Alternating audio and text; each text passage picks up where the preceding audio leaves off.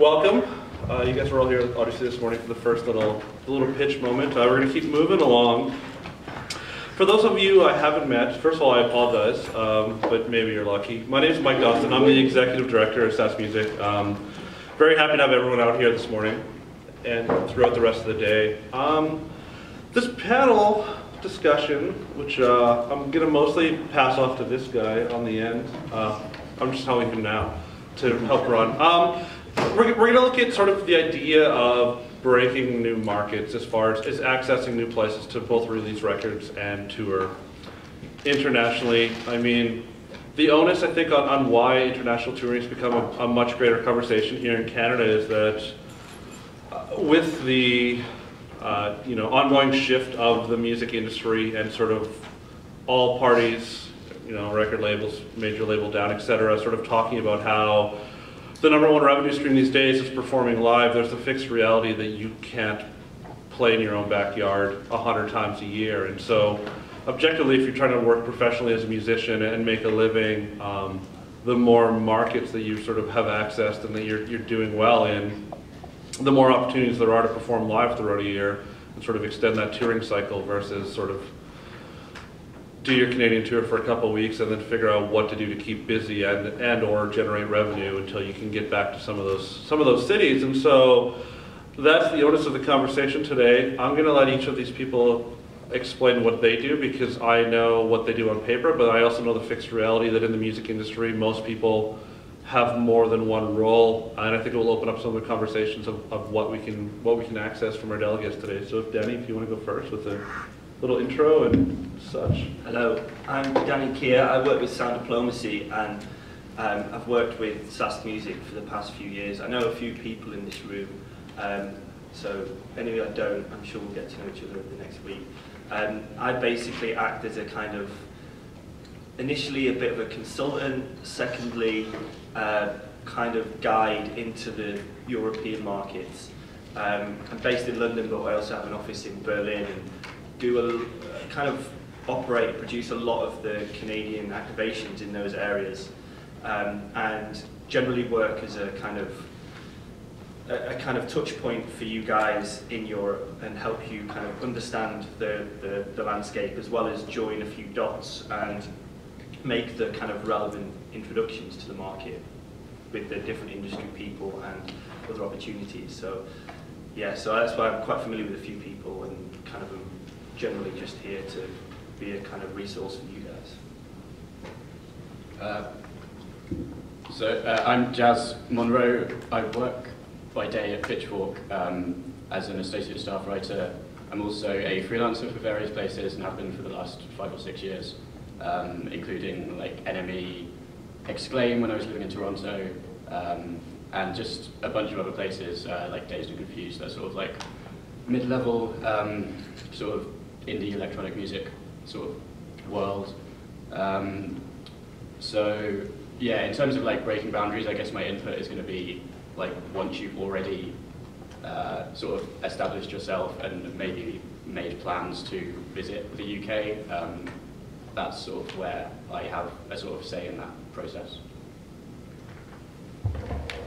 I'm Kemm. I am basically a combination of these two guys. I worked with Danny for 3 or 4 years, and with the organisation he worked for before that for about 6. I used to work with Cemm as well, the Canadian Independent Music Association, and I also am the Canadian editor for the Lineup Best Fit, which is a UK website, and I put out a series of compilations showcasing new Canadian music. And I also work with End of the Road Festival, which is a 12,000 capacity festival in the last weekend of August, first weekend of September. That's had quite a lot of Western Canadian bands, one way or another, mostly through my suggestion. And bringing people over, so yeah. Hello, I'm Danny Simons. I'm a German-based European agent. I work with a few Canadian acts like John K. Samson, and I worked with Wika Sense as a European tour manager in the last 10 years, I guess. And yeah, I have some good connections to Canada, and I'm always happy to find new bands here and The last thing I made, I brought this hip-hop band from Winnipeg called the Lutics to Europe, and it's always a pleasure to work with Canadians. Hello, my name is Lynette Meyer, and I work at the small indie label based in Vienna, Austria. And we have a few Canadian signings over the past few years, and for licensing in the European market and distributing the stuff in Europe. Excellent. So I guess just, I don't know if I need this at all, just yell. I mumble so much the mic's not going to fix that. How many people here currently have been touring internationally already? And how many people are looking to tour internationally in the next year or so? Excellent. Yeah, there's a fixed reality. I think that a lot of our artists who are touring internationally are currently, literally at this moment, touring internationally, and were unable to join us today. But thank you guys all for being a part of this panel. We're looking forward to the discussion. I think we'll start. Well, there's two ways we can go about this. Let's start sort of with the idea. So the Europeans have made us change our release date. Historically in Canada, records came out on Tuesdays and on Fridays, which I think is originally in the UK, is that right? Mondays in the UK. Mondays in the UK, but now it's Fridays. So we've all shifted to release records on a Friday. And the onus of this is because with the internet, once something's on the internet, it's out anyway. You can't hide that. There's no going back. And so it's sort of been a concerted effort. I mean, they'll have more input than I do, obviously, but there's been this concerted effort to release records harmoniously around the world in one foul swoop. And in the early days of trying to figure out how to negotiate through this, there would be instances of bands trying hard to have something that was exclusive, which in some instances meant literally hiding and restarting SoundCloud streams, etc., so that it could be something that you could only access through that site that was willing to cover you. The flip side, of course, as an artist, is that as you're looking to build a team, etc., what they're looking for in a lot of instances these days is your social numbers, etc. So when you're essentially collapsing them for other opportunities, it felt a little retroactive. So I guess I'm just curious, I guess more on maybe the label, Danny's end, both Danny's perhaps, Rowe for sure. You know, just if anyone wants to weigh in a little bit on just, if you're a Canadian artist and you've found success and you have some traction in Canada, if there's a recommendation of a means in which you can still release that record internationally, or do you think sort of as of your first foray into an international tour, if it makes more sense to make sure you have those records lined up at once? I know that some of you guys have had to deal with these in different capacities for sure.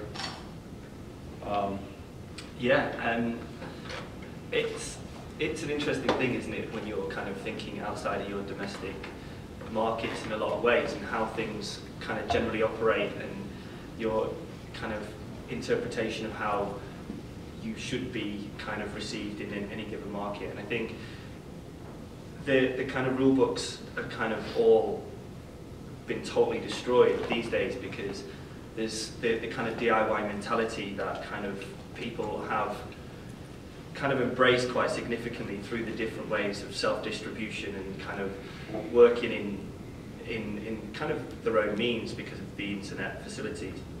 It's I don't think it really matters what the kind of partners are sometimes initially. It's all about thinking directly to how the kind of fan base can be developed and how you can kind of get your message across.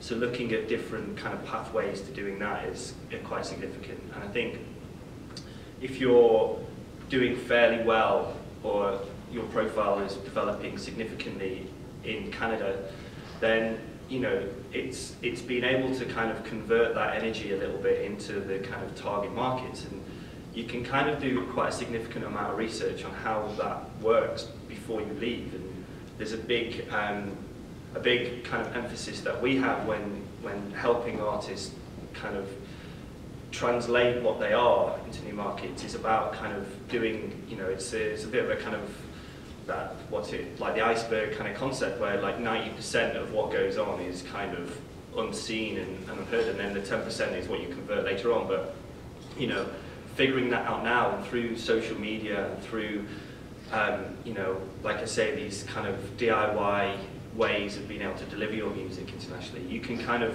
get some direct feedback on how those initial kind of tractions are kind of being created and how that works and where your general kind of, where the energy is coming back from, you know. So it's quite well facilitated through a lot of the, you know, SaskMusic and the more kind of Cemm operated festival activations where you can actually go to a market and you can really kind of figure out how you're going to get on and have some interaction. But generally, before that even happens, it's about kind of feeling things out and being able to understand if you know, if it is worth you investing your time and money into these new markets. And I guess, I don't know if that, I like the way as well, by the way, the Europeans and the UK guys have split up. Is this like a post-Brexit thing where you try to do that? So I don't want to be associated in any way.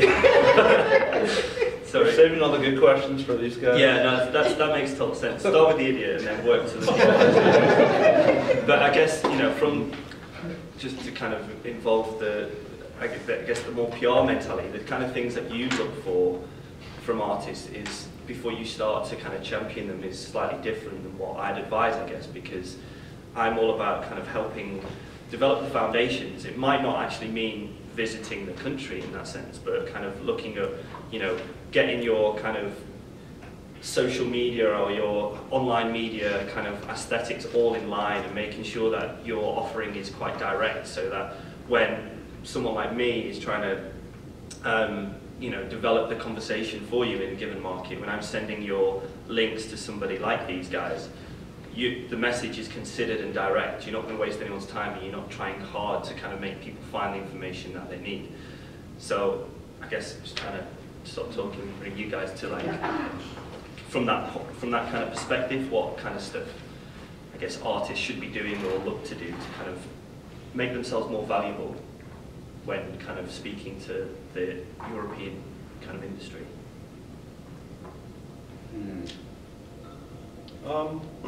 I guess, I mean, so in going back, I mean, let's jump and then jump back. Maybe I'm gonna, from your perspective, this will be the most scattered part of this conversation, I'm aware of that, but just sort of try to build before we look at touring. From your perspective, in, you know, whether it's, you know, label or publishing, etc.,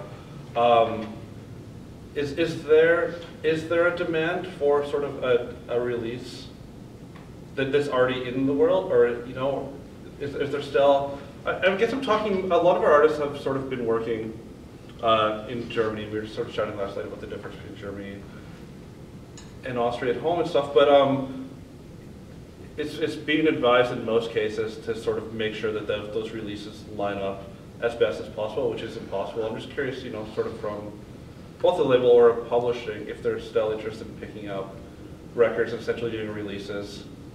Yeah, definitely. There is interest. It's also interesting, especially in Austria, because we're such a small country, that there is a demand for stuff from outside, because people tend to accept music from the outside more easily than the genuine acts from Austria. So if we take on an international signing from Canada, for example, we also have our press people. They have all the press-related stuff, of course, and we also promote our artists in the same way as we do with other artists. And so we have the basis in Europe already to spread out the new releases, and so we make a brand out of our label. So if we have, like, people following our label, so that stands for something, so we can distribute it easily. So there is definitely a demand for stuff. So it's not just the name of the band that speaks for itself, it's also the brand of the label that sends a message, I guess. Excellent. Yeah, and I think that sort of spans across the board. I think within the music industry is that there is a brand that these days associated with everything. You know, I mean, I grew up, you know, following record labels, and I would mail order every release that record label put out. But you know, I think in the same context, it works. You know, for whether it's an agency that sort of works in a kind of a genre-specific thing, and people look to that. And so I think it is a key thing to remember, is that because we talk a lot to artists about developing the artist as brand. As much as that's kind of a cringe-worthy term, there's also a reality to it that you want all your assets to be in line, you know, and you want that look to be reflective of what you're doing. So I do think there's a great strength to that. And is there, so I mean, this is very hypothetical, but I think it's just for consideration. So if you were to, you know, to release a record in Austria that's been released in Canada already, is there anything you're looking for? I know that, and I asked this because a couple of years ago there was a real push that people were looking for bonus tracks, you know, or like European bonus tracks, or something that was exclusive to your release to make it. Well, we're very flexible on that. So we discuss actually everything with our artists or the management. So we try to help the artists and also consider what they want to make it agreeable to work with each other, because we also try to build up a longer lasting relationship with our artists. So we do it just accordingly how we think it's fit. So if there is, just recently we had a signing, they were out in Canada already, and I think the release was like a year after in Austria. So we added a bonus track, so to have something new, because today with all the streaming services and stuff, you have access to the other stuff as well, but we also have the licensing for the European market, so we also try to get stuff out of there as well. But so actually, speaking for our label, so my company is a booking agency and a label, so basically founded as a label, so we wouldn't sign an artist anymore who has released the album before, because it's like, so it's out there and nobody will buy this record anymore, even if there are bonus tracks. And also I think from this artist point of view, it's always like the album is out for a year and you already has written new songs, there's new stuff you're working on, and you're not into this old record anymore, you know? It's like you don't want to tour with a record that's out for 2 years or whatever in a new country. Talk about the songs you talked about 2 years ago. You know? So we try to avoid this. I don't know how like typical this is, but I remember when Mac DeMarco's second album came out, that had been hanging around for a long time, like maybe 6 months or something, before for some reason he started getting press in Europe. And it didn't seem to like matter to my editors that this album had already been floating around for a while. Maybe that's just because it was such a like it connected so hard. Maybe that wouldn't be a normal case, but I think there's still like the potential from the press side, people to pick up on something that's gone under the radar, like it's not completely focused on like total novelty. There's still like little ways around it. I think it can be quite genre specific as well. For everything that you've just said, which is obviously absolutely true for your label, I'm thinking of two particular instances of Western Canadian artists, Dan Mangan and Aidan Knight. Dan Mangan's Nice, Nice, Very Nice was out for 2 years in Canada and propelling him to various different things, Polaris nominations, etc., playing to huge festivals and things like that. And he was playing to 50, 100 people in the UK. 2 years later, City Slang picked up the record and put that out. So he toured that album for 3 years in the UK while he was in Canada, still preparing for the next record on. Aidan Knight, similarly, his most recent album came out in May in the UK, and the label that's working with him is now putting out the last record next week. So bringing it to a UK audience, because he has had a level of success in Canada, but the success of his new record has meant people are more interested in going and investing in him as an artist. For my End of the Road also had a label. I worked with a band called Wood Pigeon, and they were a very prolific band. They're from Calgary, now based in Montreal, actually maybe Vancouver, but their taxes are in BC. So yeah, they were so prolific that they were, by the time that we had the opportunity to manufacture their record, they were doing something in Canada, and then they'd do a whole EP, which could quite often just be an acoustic EP. And every release we did had a whole other album, basically, coming with it. So that's speaking to extra tracks, right? Which he was then able to, because of the differences between release schedules in Canada and Europe, he was then able to use the record he had done for extra tracks to the UK market as a touring record when he was there. So it can definitely work. Yeah. Sorry, I'm listening to your comments, and I think some of them sound like they're conflicting. Are these comments genre specific? Because what does the release cycle look like in today's market when you do put out something and essentially it's everywhere in a second? What does that mean for the tour cycle when, you know, Dan, you mentioned that you won't sign anybody who has had music out. My label guys won't. It's problematic, is the answer. Because if you've got one track and it's amazing and it's on point, you can go out and you can get 200 people in a show in London. And if you try and go anywhere outside of London, where people are looking at Pitchfork, looking at our website and wherever, they're like, oh, there's this guy from Regina who's doing a song that I kind of heard a bit on the internet for 30 seconds, and no one will come. And I've seen that happen time and time again with artists, especially if it's a very on-point track, rather than, you know, if you're using a particular sound, it's not going to be good for you to have to wait 6 months, 8 months to try and take that somewhere else. Whereas if you're a more classic sound, or it's not particularly genre focused, then it's a lot easier to spread things out. And I think that's a real problem with getting over. Yeah, I mean, I think that like, that's sort of the overarching theme of this conversation when we look at both releasing records and touring, is that there just isn't a fixed model that's fully effective anymore. And so really, the objective, I think, is to have an understanding that each territory functions different, for sure. I mean, in Canada, because it's so huge, we sort of think that we are, you know, multiple countries, but there's a reality that if you release a record in Europe, in most of those instances, you have a different agent in the Netherlands, well, in all instances, a different agent in the Netherlands than in Germany, you know, and a different press team, and a different radio person, et cetera. And so the overall objective through all of this is what's the best means we can use to try to set up a team so that in the long run, these album cycles are completely in sync. I mean, that's, you know, if you look at an artist, The Weeknd, for example, you know, I mean, they reached a point, of course, where that those records were coming out, and there was an album cycle plan, start to finish, across all you know, around the world, all territories,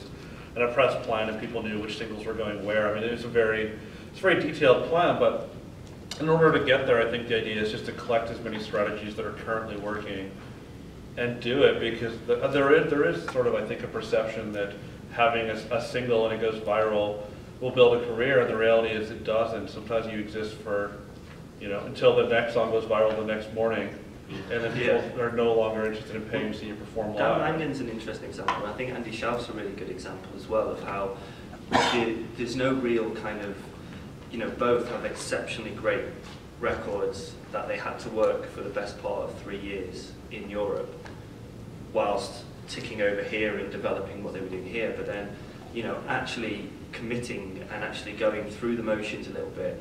And now both artists can demand quite significant crowds, and, you know, across Europe as well, and Aidan Knight being another one. Like, you know, those guys have all spent the past 3 years, well, Dan Mangan a bit longer, I guess, but it's been a bit ahead of that cycle, yeah. But I mean, with Dan Mangan, there was that one song, was the robot song. Forgive me, it's years since I've heard it, but, you know, that really did connect. But that was alongside, you know, simultaneous to playing the PR game and playing the touring game, and kind of just not really anything really syncing up. Then that song did connect, and I think that was quite a while after it was released as well. And then everything just seemed to kind of, there was like a kind of tipping point in a lot of ways. And then, you know, that the trajectory kind of was quite significant. And, you know, it does feel that in a lot of ways, as long as, you know, you're committing to a kind of an idea and a project that you're setting out on, and you're kind of saying, right, well, this is how these cycles correlate, and this is how they should work together across different territories. You've actually just got to kind of go and kind of commit to it and figure out what the kind of best routes to those markets are as you go, whilst having an overarching plan that can help kind of guide what that is. And it feels like a lot of the, you know, the Canadian artists that have found success or found a kind of quite considered and developing fan base, they've really grafted at it hard and done a lot of research and built up quite a significant team in each place by going after the right people. Did you have a question, Nick? Sorry. Yeah, I was just going to ask. So, but when I think about like Canada and the years, you know, just personally that I've invested, the first couple times that I went out, didn't really have any like grand expectations. It was mostly just to kind of get the lay of the land, and that's kind of like I guess personally, I often just think that it's very overwhelming to just like wait until my release, like to just all of a sudden go and tap it. Like, do you guys think, you guys have kind of been touched on it, but like if you're preparing, you're kind of loading up for your release cycle, do you guys think that there's value in maybe going and doing a few dates just to kind of get the lay of land, just kind of so you know what to expect when you actually do? Like, are you interested in working with artists like that, or do you guys solely do like the release cycles, you know, like just to kind of get the lay of the land for the release cycle? Well, I think from my point of view, you know, even stripping things back before talking about labels and things, I think it's important to get out and get stuck in and get your hands dirty and kind of, I guess, from the world that I've kind of come from, which has been artist management and developing artist careers into something that actually is a sustainable career. You know, there's so much kind of work put into getting out and figuring out, you know, I'm assuming we're talking beyond the point where you've actually, you know, honed your craft to a point where you've got the idea of records and things like that, but you kind of, you know, I think you need to kind of constantly think what your value is to the people that you're targeting or your fans or what have you. So to be top of your game and also to understand what that kind of, how that translates is important. And, you know, I think in Europe as well, it's great if you have the story of having, you know, set up here and stuff, but sometimes that doesn't really mean anything. It's all about how your music translates and how your attitude and personality translates. So I think, you know, in a kind of way, I think, you know, just if you've got the story to tell and you're building into the story, I think it is important to put some of your energy and time into providing reason for that to convert in a lot of ways. And if that anyone helps. It's very genre-based though. It is true. It's absolutely genre-based. Electronic music, hip-hop, they don't really work like that so much. Because, again, if you're coming out with something that fits into a certain time and certain place, the thing is you're going to know what that certain time and certain place is. So you can then go after, and with electronic music and hip-hop particularly, you can say, look, I know that I like this scene. I like what these people are doing. Can I reach out and say, look, do you want to do a remix? Do you want to work together on something? Like, are you interested in coming over here? Is there something that we can work in a reciprocal arrangement? That also works in the punk scene as well, with all kinds of bands touring around at a certain level to get the lay of the land. It can be a good way of getting used to the way things work. Let's say that we're doing a tour of Western Canada. Do you want to come and sit in for a week? And then maybe do vice versa. So you can get an idea of how things work, what the journeys are. You know, it's not, you know, you can do, you know, the equivalent of you driving to Calgary is the equivalent of you driving to Rome from London. That's a big difference. And a completely different market. So in that respect, it's definitely possible. I mean, there's some artists from the UK who are doing that at the moment, sort of partnering with similar acts that they've got something in common, using social media, using those kind of links, using websites in those areas that they've researched to get tools, which is helping them in the UK because they're getting road ready. So when they hit the UK, they can say, look, we're really good live now. We've done this. We've done some shows in a different country, which is another level of story that they can take to the press. And then they're in a much better position to sort of say, here we are, this is what it is. And it allows you to understand what's going on in those different scenes, because it is very different in different countries. Italy is different to Germany. It works to have like the two different voices from two different countries. Because if you have like two unknown Canadian acts and there's something else going on in the city, the venue will be empty. So nobody cares. Because even Austria, even Vienna is small, but there are also at least 10 shows at the same time. And I mean, that's very much, I think, traditionally in Canada, it's always been sort of the local, because every city is essentially a country away in Canada. It's always been very much played with the local, but there's always sort of mixed feedback on what works better elsewhere. I always think like, what I always say to this panel is like, the most important thing is if you start touring Europe, it's like start networking. And it's great if you meet local bands, and even if they're small. It's always, you know, it's not just the 60 minutes on stage that you are there for 24 hours. It's like, try to meet people, try to make friends, and if they offer you to stay in a hostel, or if they offer you to stay in a private place, stay in a private place. Meet their girlfriends, meet their sister, and whatever. Have fun, you know? And it's like, so the weekends again, like when I met them first, it was like John was touring with Andy before in the 90s. And all the network that was there in 2000 when I met them first, it came from the 90s. You know, it was like, and there are people that know each other since 25 years now, 30 years. And it's like still strong friendship, and it still exists and still helps doing things. Yeah, I think in that, and I mean, Danny's always good at this. It's been with London shows of linking, up with really good people as opening artists. And sometimes I know that the most recent, I guess, was the Surf Dad's end up playing a show with the band from Russia. But I think it is just sort of essential to take that time as an artist to spend a little time with everyone you meet and get to know them, because there's a reality that they're all, in almost all cases, really wonderful people that are there for the same reason you are and believe in what they're doing. I know in my own sort of past lives, like almost all of my good friends that I met through bands have become far more successful than I ever have, which is it's a nice thing, because then when you call them a favor, you benefit from it. It's a good thing to be nice to people for a long time. So I do think that there's making friendships is sort of the key to music, like anything, is that you find people you connect with, and there's a shared resource. And if you play in a hip-hop band and you meet someone else and they're like, oh, like, I only like death metal, but sort of as Kale's example, but my best friend is this hip-hop guy. I mean, it leads to things. It's historically, that's just... As well, it's like, on a few levels, I mean, I think both Ro and Danny touched upon, like,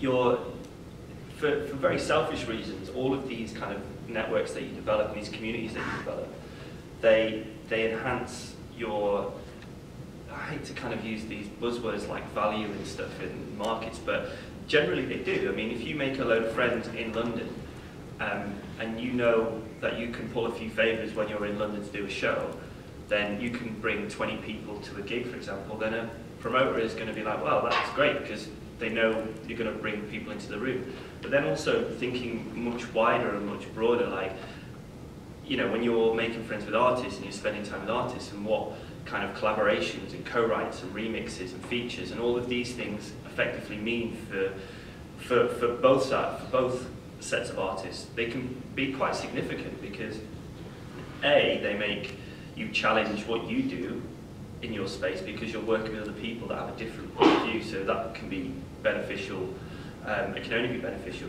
But then also, what their profile and what their communities do, you're collaborating with that as well. So on these kind of fronts, kind of looking at how you can create synergies and friendships and, better what you're doing with different artists from different parts of the world by just hanging out with them at shows, or, getting in touch with them over the internet, etc., etc. It can only be a more valuable and more exciting prospect. Forget about the music, it'll make your life better. Yes.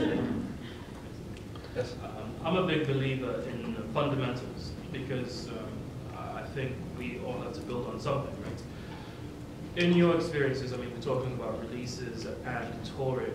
What are some undeniable correlations, going back to what Daniel was saying, of success, correlations of success in releases? It used to be that, oh, we had a release and it did pretty well here, and we know that if a release does well here, then it's likely that it will do quite well in, say, Germany and in the market, etc., etc.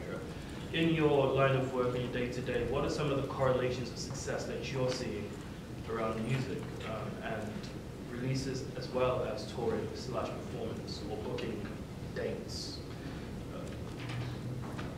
between cities?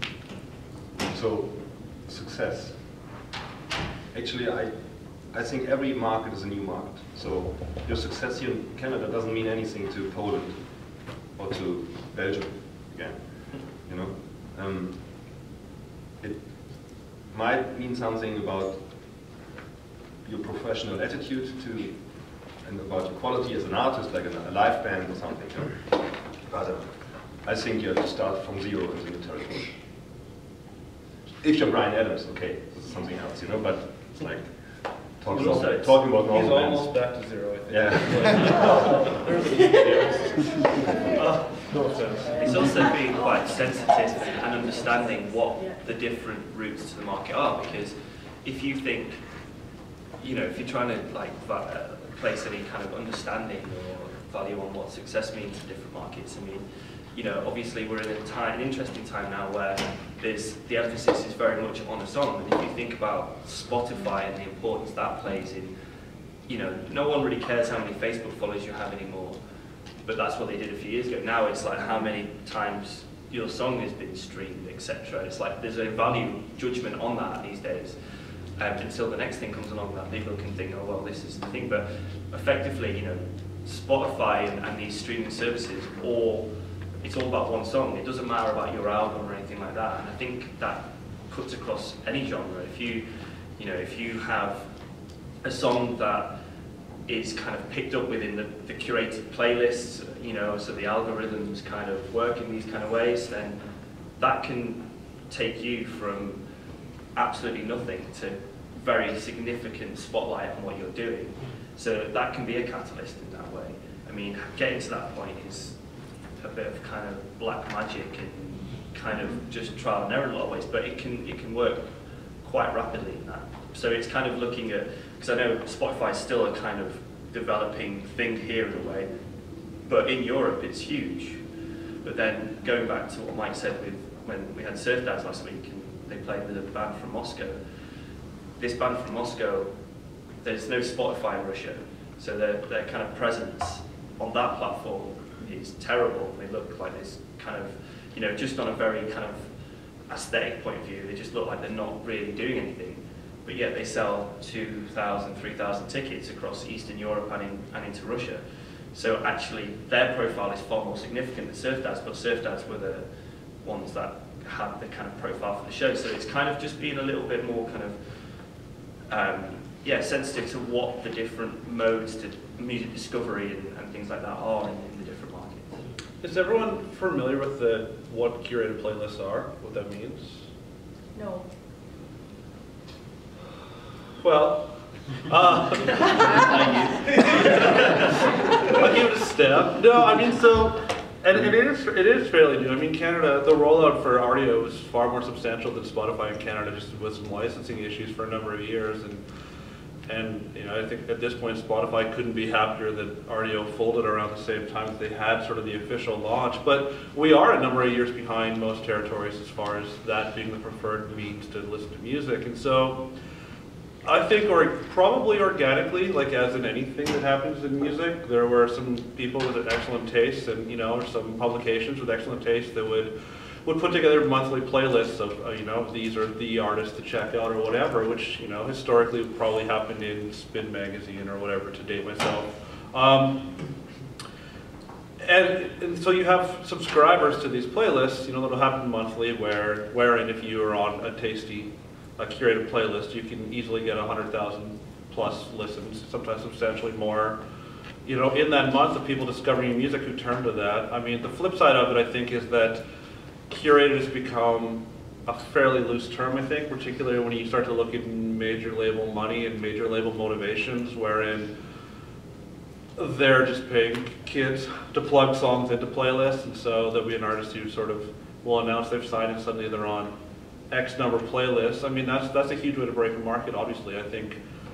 But going back sometimes when you talk about the idea of music discovery and this idea of going viral being short-lived is I think it's sometimes having that single and there's nothing to follow, there's no plan to follow this single is when you suddenly cancel tickets. And I think that's sort of going back to this idea of trying to formulate a strategy, you know, a career strategy, but also an album strategy as an artist. It's okay, we have this opportunity, we've been picked up by this thing, and that's a good example of this last one. I think, you know, that they had 35,000 plays the day the song came out because it jumped straight, and that was an organic thing that happened. I think it's, you know, a couple 100,000 plays at this point. And so it happens, and it's obviously a great motivator. You talk the same way you want to meet great artists, great, you know, promoters, etc. I think there's also a world of music curation where if you make friends with someone who is influential. Well, I'm a big fan as well. That's like, yeah, exactly. Like, you know, you befriend these guys, and then there's going to. I mean, Bro for years now has been putting together really, really well curated, considered Canadian-only playlists, which is amazing. It's been an amazing exposure platform for all of the artists I've worked with, and particularly when we look at, you know, events like the Great Escape, which always has a big Canadian presence.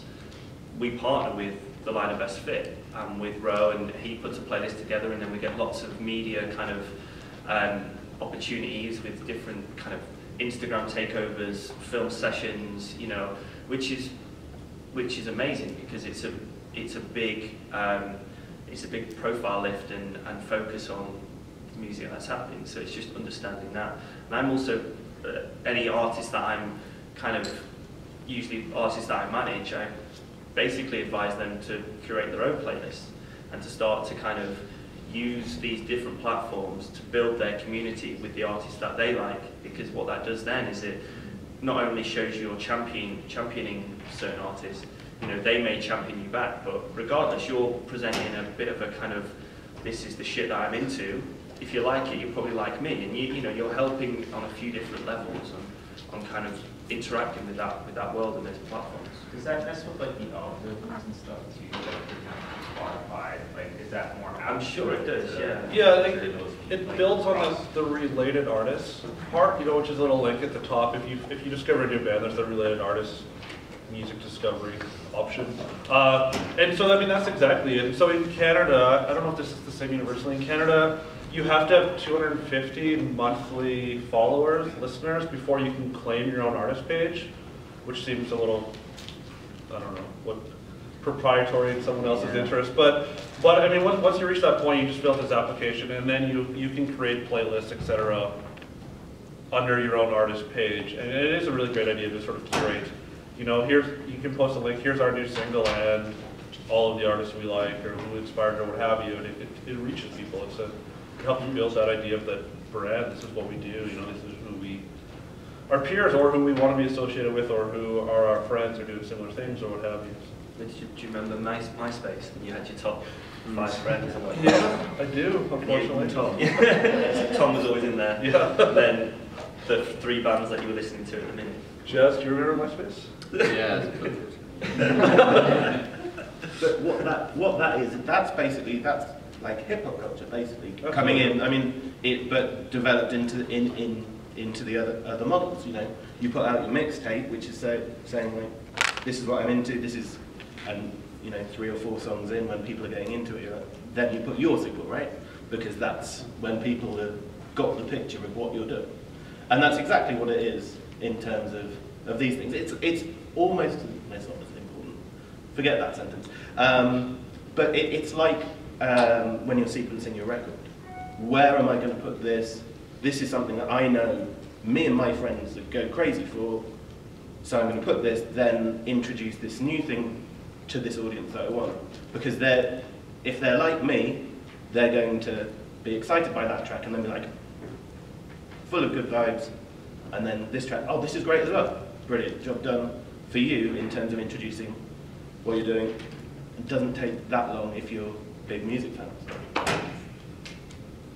Yeah, just getting back to talking about the singles and stuff like that, when you guys are bringing people into new markets and stuff like that, do you consider, now that the market is, you know, the industry is so focused on just the song, like you were saying, Danny, do you find that changes how you try and break artists, or how you work with them, or how you try and bring them into your markets? as opposed to like an album release, as opposed to say, you know, we're gonna bring you in and do a big like album release? Do you try and bring artists in and kind of work on like a song per song basis, or does that kind of change does that affect how you? I think again it's genre specific, but I think the story of the album coming is still important, but how the kind of market kind of reacts to it is always on the song by song basis, and that can always help. But I think it's still important when kind of if you're at the stage where you're really kind of going into a campaign, you've got your releases lined up. If you're talking to media and to radio, then effectively they still want to know when the impact date for the record is, and they still want to know what that looks like, because then it falls into a more kind of traditional understanding of where your career's at, and oh, there's a considered campaign in place. So if we start to kind of, we like this song, we like the kind of infrastructure that's around the song and the people, the team, and the personality of the artist, and we can see there's a follow-up single and there's a record, then you may find there are certain champions that will then get behind that and help the exposure of that. If it's just a song and then nothing happens, and then you release another song 5 months later and nothing happens, and then you release another song, you might get a little bit, but there's no, it's like, it's so kind of opportunistic, and you can't just, it happens in different ways, but you can't just rely on a song that you think is great working and making sense of everything, basically. That. Yeah, totally. I was just thinking, like, if there's a strategy in terms of, getting singles out ahead of time, rather than just being like, hey, we want to come tour Europe. Yeah, I think we're going to put out our album next month. Is this a good time for you guys? Like, is it more I think of it's trying to get that? Like in the UK particularly, the press and media side, I guess, and just to develop a fan base, you want to kind of create a reason to be there. So you've got to build in and kind of get the momentum and the release patterns and everything developing into a release, so that you've built some kind of energy for what you're doing. But I think in other places, correct me if I'm wrong, but I think mainly in like mainland Europe, which may be quite similar to here, that you kind of release your record and then you work it. Is that true? Yeah. So speaking of the booking side, for example, the festivals are like, they are waiting for albums, so the record has to be out, not a single, And also like classic media, like those magazines, they always waiting for the record, not just for the song. Still. Because they're a different format. They're a long read format in a printed medium, and they have to have plans for when they're going to print their content. They can't just go, this song's great, I'm writing about it, and 3 days. I mean, in that perspective, for someone like you can get a track and say, oh, this is really good. If you have it a week before the band's on tour, then you've missed your mark, because people are over it already. Yeah. It doesn't matter how good it is. If you've just got one track, people are over it already. But again, it works differently. Someone like Diana, for example, did what we're very keen on. They, for 7 months, they had one track, and that was the only thing that was out anywhere. And that worked for them, but it doesn't work for everyone. Yeah, and now they're releasing another album, and I don't think that's getting much attention, maybe because it's been like 3 years since the last one, and maybe because there wasn't that like structure in place right from the beginning. Not that it mattered, like, to me at the time, because I like the music, and it was, like, I'm going to wait until the album comes out and then I'm going to pitch it, but maybe there was a sort of lack of strategy there that they're now going to be feeling the side effects of. Just speculating. Another thing I'm thinking that we haven't talked about videos at all, which I know is maybe like not the first thing you think of when you're moving into the idea of like touring and still gearing up to release a record. But thinking of two like artists who came from outside the UK or US and sort of became really big and were suddenly like Pitchfork news story for everything they do. There was like Christine and the Queens and Stromae came out of like Belgium and France, not respectively the other way around, but like Christine, like they both had huge fan bases in I think France and Belgium and maybe across Europe. So again, like this is like the sort of level where they're already surfacing, but nobody had really heard of them outside of those places. But because they came in with like these big, like very high rent videos, they could come somewhere like Pitchfork and say, like, if you want to host this on your channel, it's going to get 2 million views because they've got this huge European fan base and they're going to share it on their socials. And people are just going to like flock to it. It doesn't matter if your readership's heard of it or not. So that was a good way for them to like capitalize. I guess it would be transferable to Canada, like to capitalize on a like very, very diligently established fan base, and then convert that into a UK or US fan base. Yeah, I think that demand for that visual content as well. When you're talking about like, you know, release structures and kind of profile development, there is a real big need for the video in the online platforms, at least, aren't there? I mean, and giving some kind of ownership to the publications that are championing it as well, because otherwise they'll just, you know, they won't probably take it on unless they're premiering it. And I'll focus for that fan base, that domestic fan base, that will translate their kind of figures into something a bit more desirable. I think that's quite important to know.